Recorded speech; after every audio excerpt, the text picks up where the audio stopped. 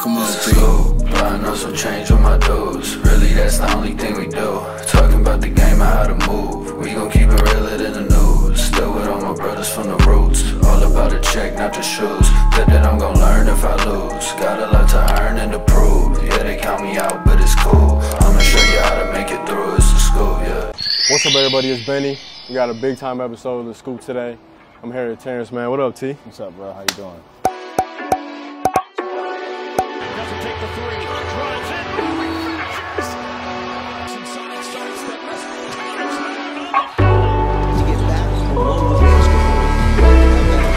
in. We out here in Phoenix for the Clippers team retreat. So the first question I got for you, man, is what got you into hoops?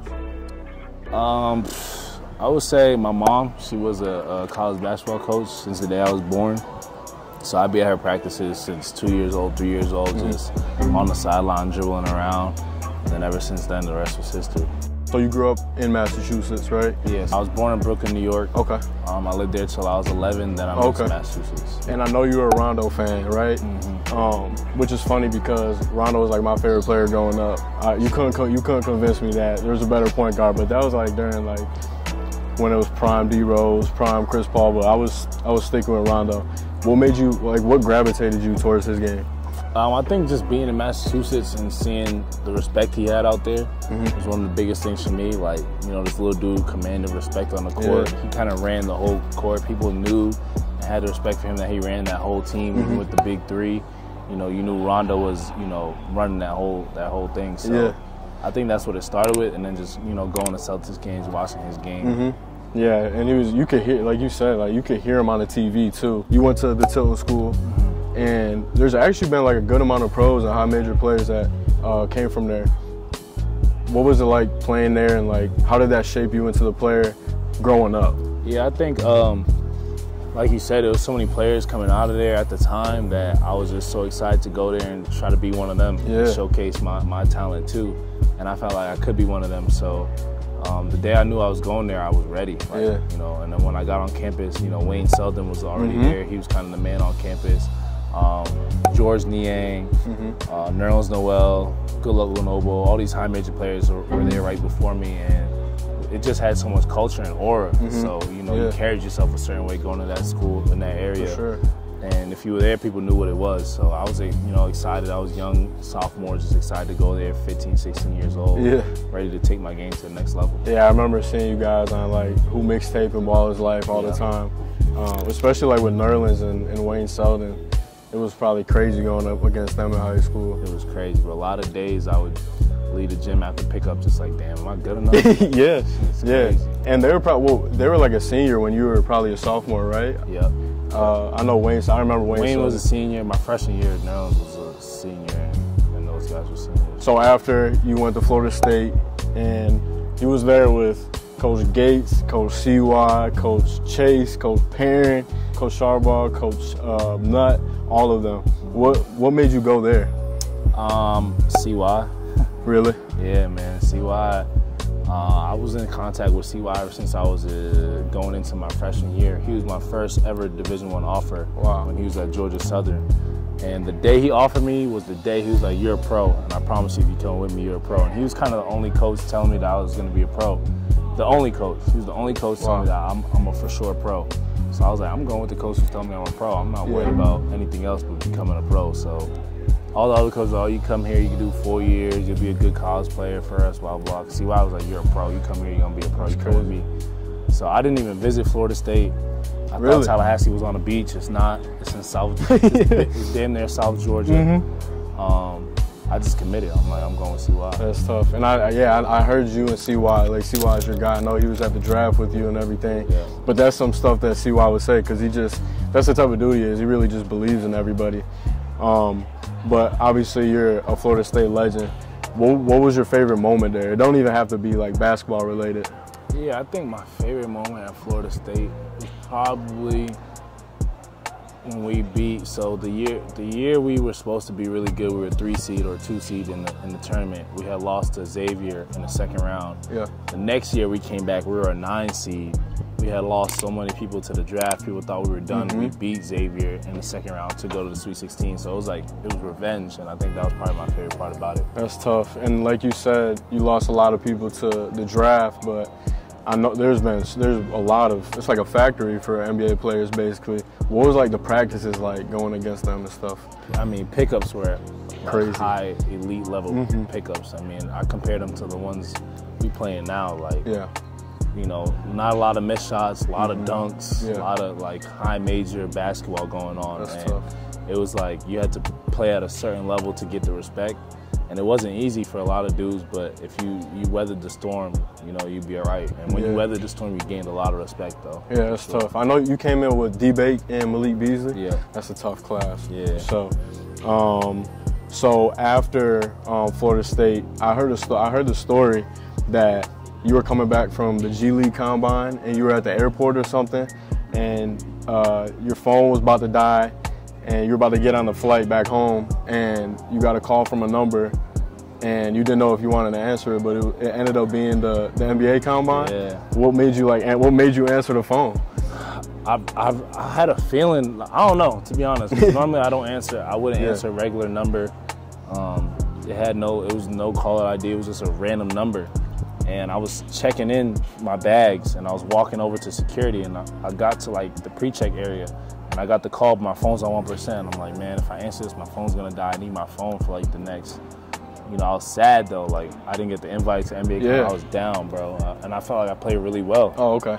So I was just down, and I was like, let me just answer this. I answered it. It was the dude, I forgot his name. I think his name was Jeff or something. He was like, you know what, we're extending the invite to the NBA Combine. You're at the airport. We got a car for you. Get in it. Come back over. It was crazy.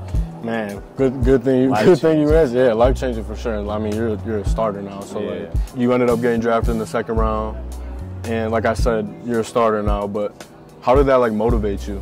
To be honest, I had a few friends in the NBA already, and they would always tell me it doesn't matter where you get drafted. You just got to make a name for yourself in this summer league shit. So I didn't care. Yeah. Like, I didn't care as long as I got drafted, I knew that I'm gonna do something to put myself in a position to do something. Yeah. And that was the mentality that I had, and that's what I stuck with. What was your welcome to the NBA moment that you knew that I was like, whoa, like damn, I'm here? I think my first day of practice, when I walked in the gym and I look over to my left, it's Lou Will, Pat Bev, Montrezl Harrell. I look over to my right, it's Kawhi Leonard, Paul George, Patrick Patterson, Mo Harkless. Like, the team was just stacked with vets, all vets, and then it was like me and a couple other younger dudes. Yeah, like 2 or 3 other younger dudes. That's crazy. But it was just all dudes like 29, 28 plus. It was crazy. So guys I've been watching my whole life. So it was just a crazy feeling. Yeah. Obviously, when you get to the league, you know, you get a little cheese. What was the first big purchase you made? Ooh, I'd probably say my Jeep SRT. Tough. Yeah. I would definitely want something like that. Like you said with Kawhi and PG, you play with Hall of Famers like them, like Kawhi, PG, Russ, Harden. What's it like playing with them and like learning from them too? I think the biggest thing for me is learning. What I love the most is being able to learn how they are off the court too, how to carry yourself at that high level.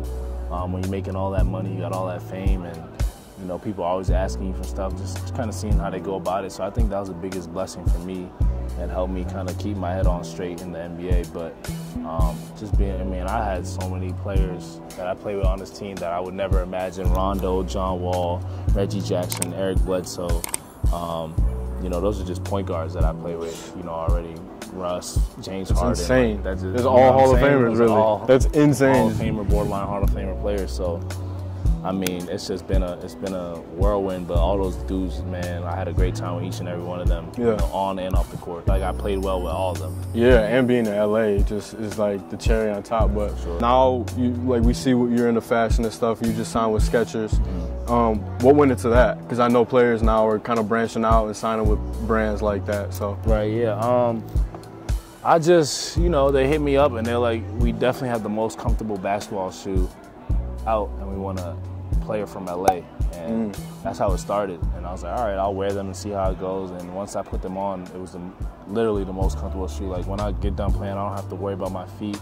Like, you grow up playing basketball and your feet hurting is a normal thing. Yeah. You know what I'm saying? Of course, like, that's of course. just what it is. Of course. With Skechers, like, you don't have any of that. You Really? don't even think about your feet while you're out there. I got to tap in for sure. So it's like, it's crazy. It's really crazy. And, you know, the shoes are just comfortable. They look nice. And, yeah, it's a great partnership. Yeah. And are we going to see a signature shoe soon, maybe? Coming soon, for sure. Let's go. Team Man. We're going to figure that out. I'm definitely going to get me a pair. Yeah. Staying out fashion. We see it. You like to put that shit on.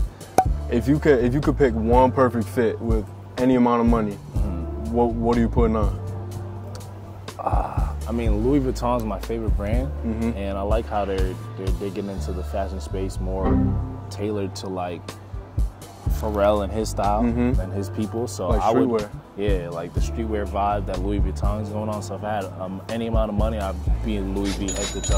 That's tough. Yeah, and something Louis V. Yeah, for sure. I was just saying, like, you've definitely seen it, but like the new Tyler the Creator stuff is crazy. And obviously when Virgil was there, it was insane. But Exactly. that Tyler the Creator, like with the brown and then the multicolor stuff. Yeah, hell yeah.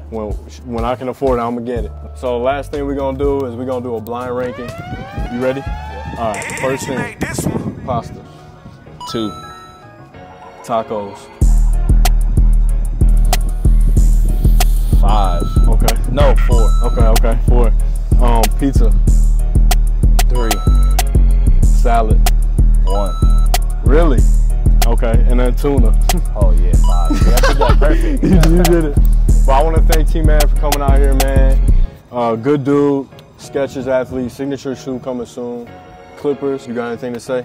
Nah, man, thanks for having me, bro. I'm excited, you know, for your future in this. You know, I see you Appreciate doing your thing you, man. out here, so I'm excited to see what you come up with and stuff like that. Appreciate you, man. Yeah. Don't forget to like, comment, subscribe. Go follow my boy, and we out. The new Sternberg Scoop t-shirt is finally out now. For only $29.99, you can look insanely fresh. You can wear it to the basketball court, to the club, to your little cousin's choir concert, and even to your grandma's bingo game if you want. When you get your dream girl, don't say thank you, just say, good job shirt. Contact us by DM at the Sternberg Scoop on Instagram. Again, at Sternberg Scoop on Instagram. Tap in today. Now back to your regularly scheduled programming. My bitch, you'll never work. I put 100 racks on your head. I put 100 racks in that person. I said, back came in. I just see it all as perfect timing. Racks they spin. I done it all, just know I'm grind. They wouldn't let us in. I kicked down that door because I'm side. Check the seal again. I pulled up before you like on Isaac. Medicine, you can't fix it all if they can't solve it. Really him, if you need my love.